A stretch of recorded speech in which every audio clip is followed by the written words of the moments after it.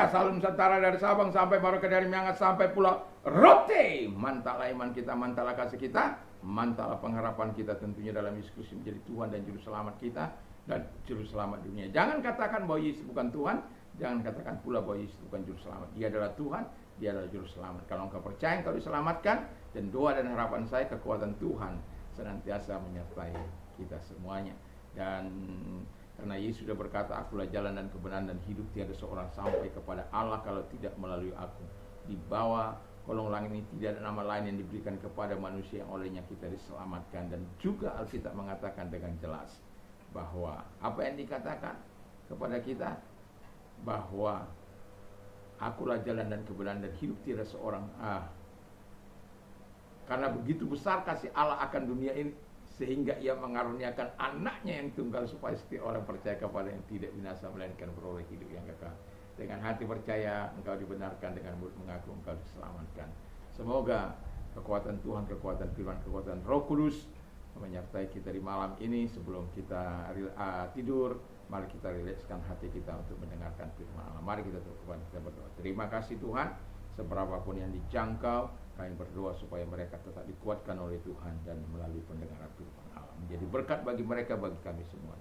Di dalam nama Yesus kami berdoa, dan kami tetap bisa berkemenangan karena Tuhan. Dalam nama Yesus, haleluya. Amin. Saya masih membacakan pasal yang sama dalam 2 Tesalonika 3 ayat 1 sampai 4. Demikian bunyi firman-Nya. Selanjutnya saudara-saudara, berdoalah untuk kami supaya firman Tuhan boleh kemajuan dan dimuliakan, sama seperti yang telah terjadi antara kamu, dan supaya kami terlepas dari para pengacau dan orang-orang jahat, sebab bukan semua orang beroleh iman, tapi Tuhan adalah setia. Ia akan menguatkan hatimu dan memelihara kamu terhadap yang jahat. Dan kami percaya dalam Tuhan bahwa apa yang kami pesankan kepada kamu lakukan dan akan kamu lakukan. Haleluya. Puji nama Tuhan.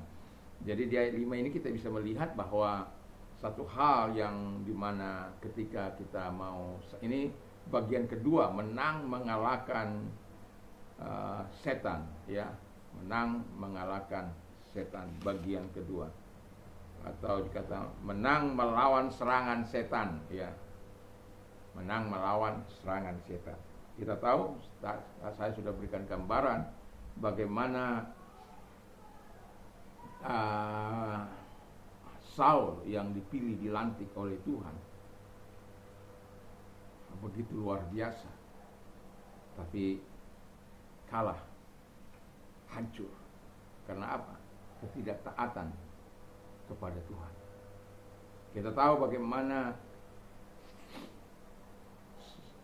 Salomo yang dipilih oleh Tuhan, yang begitu luar biasa, yang Tuhan anugerahkan kekayaan yang begitu luar biasa, tapi kemudian gagal.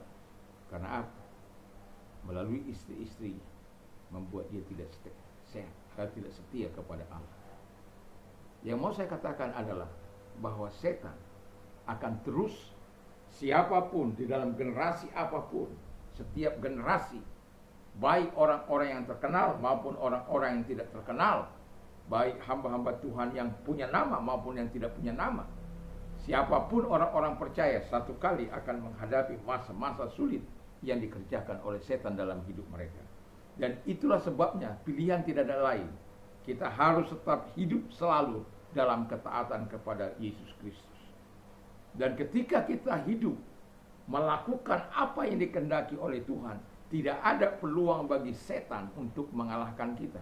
Karena apa? Kita sudah hidup dalam Tuhan, kita tidak meremehkan kekuatannya, bukan berarti kita takut, tidak. Dan sudah Tuhan katakan, usir setan-setan dalam namaku. Tapi jangan dalam nama Simon Juta, nggak ada itu. Dalam nama Yesus, nama itu yang berkuasa. Dan ketika engkau hidup dalam ketaatan, itulah kunci mengalahkan setan. Tidak ada kata lain. Kau hidup dalam doa, hidup dalam iman, tapi gak taat, ya gak ada gunanya.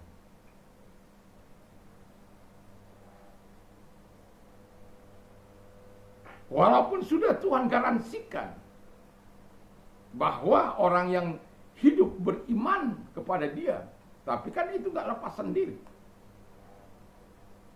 Harus ada ketaatan kepada Dia. Supaya apa? Setiap perkataan yang keluar dari mulut kita diurapi oleh Tuhan. Itu sebabnya ketika saya mengusir setan, saya tidak dengan kekuatan saya, tapi selalu saya akan mengatakan sebelum saya mengusir setan, lihat mata saya. Lihat mata saya. Itu berulang saya katakan kepada dia. Kadangkala dia tidak mau lihat. Lihat! Supaya kamu tahu siapa yang di dalam saya. Itu penting. Bahwa kita tidak bermain-main dengan Yesus. Kita serius untuk Yesus. Dan itu sebabnya saya mengatakan bahwa tidak ada mau berapa ribu tahun pun, kalaupun ya walaupun yang saya sempat lawan hanya 250 tahun. Tapi nggak ada masalah. Kita perintah dalam nama keluar, dia pasti keluar. Jadi kita harus menang melawan serangan-serangan setan yang dibuat. Kadangkala yang paling sering kata-kata orang, tiga tahta. Ada orang kuat dalam seks, enggak mampu dijatuhkan, tapi dalam tahta kelepak. Ya. Ada orang dalam tahta, dalam status kedudukan, jabatan, dia enggak, tapi dalam seks dia jatuh. Ada orang kuat dalam itu, tapi dalam harta dia nggak bisa.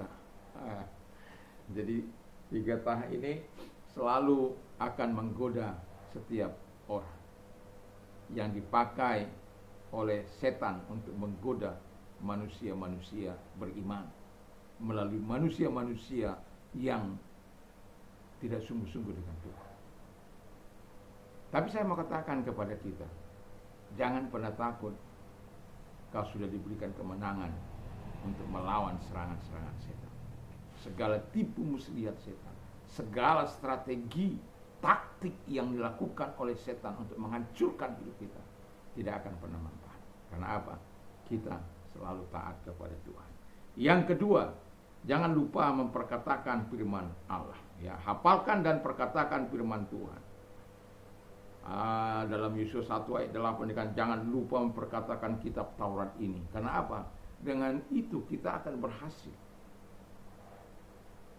Maka dalam Mazmur 1 ayat 1 sampai 3 dikatakan berbahagialah orang yang tidak berjalan menurut nasihat orang fasik, yang tidak duduk dalam perkumpulan pencemooh, yang tidak yang tidak berdiri dalam kumpulan yang tidak berdiri jalan orang berdosa, yang tidak duduk dalam kumpulan pencemooh.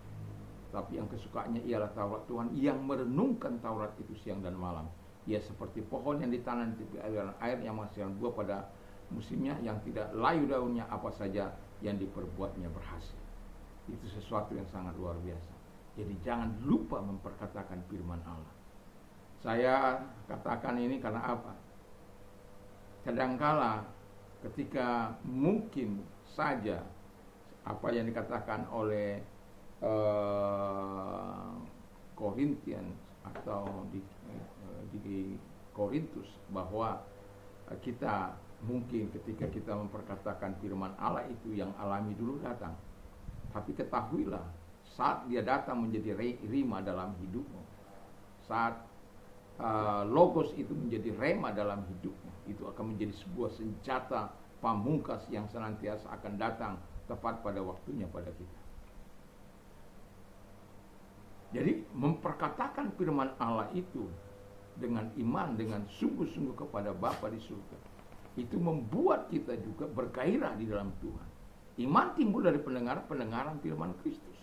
Jadi memperkatakan itu, saya tidak tahu bagaimana kita memperkatakan. Tapi di anak-anak sekolah saya yang Kristen, itu saya mengajarkan juga memperkatakan firman Allah dalam bahasa Inggris. Jadi kalau Tuhan mau menyatakan segala sesuatu kepada kita, Dia selalu menggenapi firman-Nya. Kalau kita percaya ada dasarnya, makanya orang kata ada dalilnya di mana? Ya, dalilnya itu firman Allah. Dan ketika kita meminta ada dalilnya.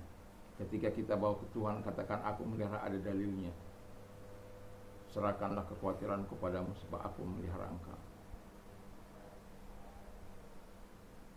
Kita disuruh juga bersyukur dalam segala apapun. Mengucap syukurlah dalam segala hal, karena itulah kehendak Allah dalam Kristus Yesus bagi kamu. Termasuk dalam susah, termasuk dalam penderitaan, mengucap syukur.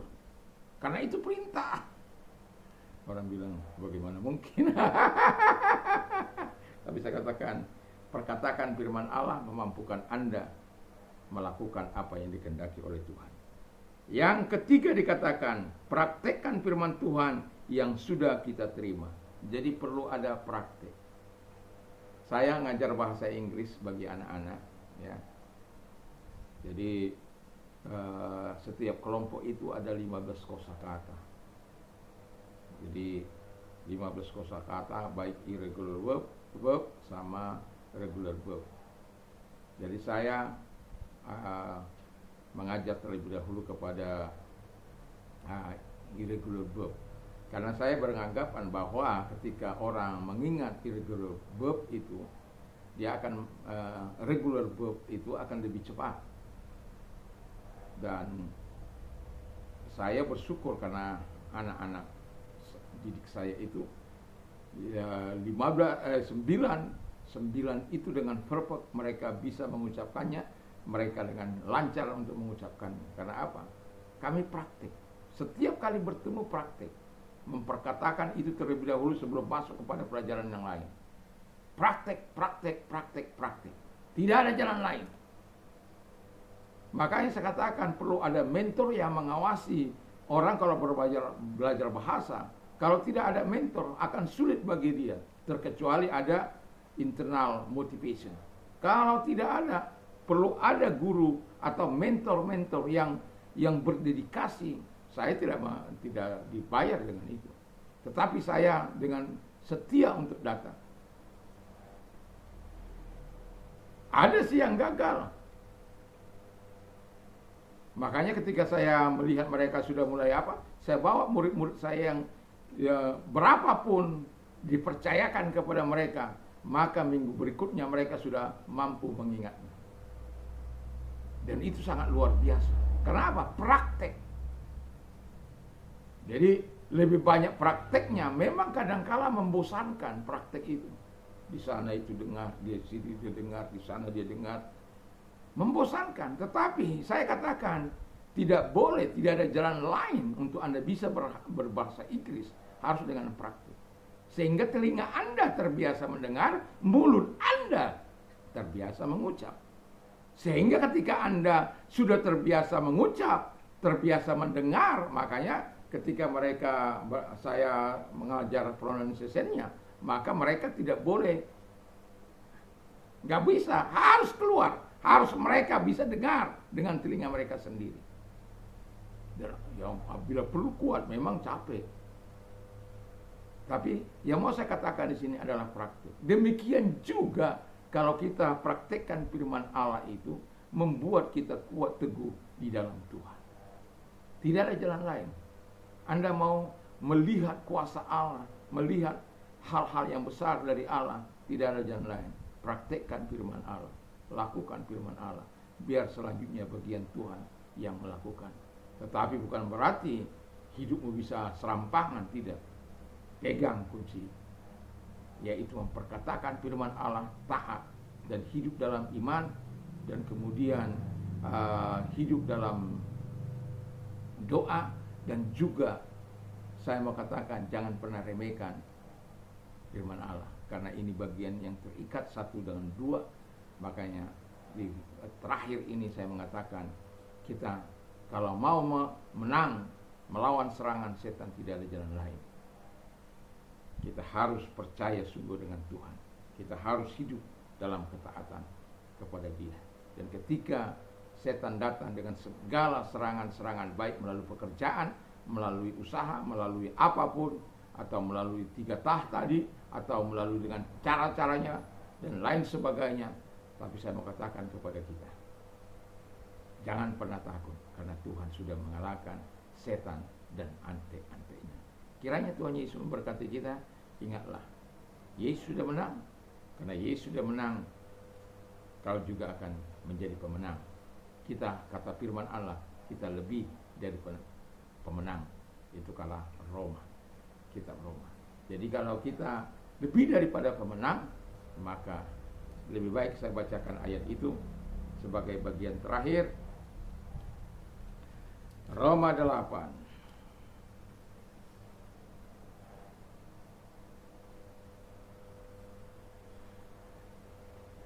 ayat 37. Roma 8 ayat 37. Tetapi dalam semuanya itu kita lebih daripada orang-orang yang menang oleh Dia yang telah mengasihi kita. Jadi, tapi dalam semuanya itu kita lebih daripada menang pada orang-orang yang menang oleh Dia yang telah mengasihi kita. Jadi, percayalah, Yesus sangat mengasihimu hingga kau menjadi pemenang, lebih daripada pemenang. Tuhan Yesus memberkati. Mari kita berdoa. Terima kasih Tuhan, di malam ini kami tetap percaya bahwa ada kemungkinan serangan-serangan iblis yang akan dilakukan dalam hidup kami. Tapi apabila kami selalu waspada, tidak meremehkan kekuatan setan, tapi kami terus bergantung kepada setan dan melawan segala perbuatan-perbuatan setan. Kami, jaminan Tuhan, kami lebih daripada pemenang. Terima kasih. Kalau ada yang sakit, dalam nama Yesus, segala sakit penyakit yang kau derita, aku perintahkan keluar, dan oleh bilur Yesus engkau sembuh.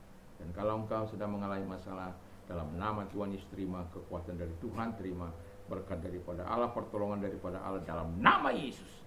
Terima kasih Bapa di surga buat pertolongan kepada mereka, buat kami semuanya. Di dalam nama Yesus kami bersyukur dan berdoa. Haleluya. Amin.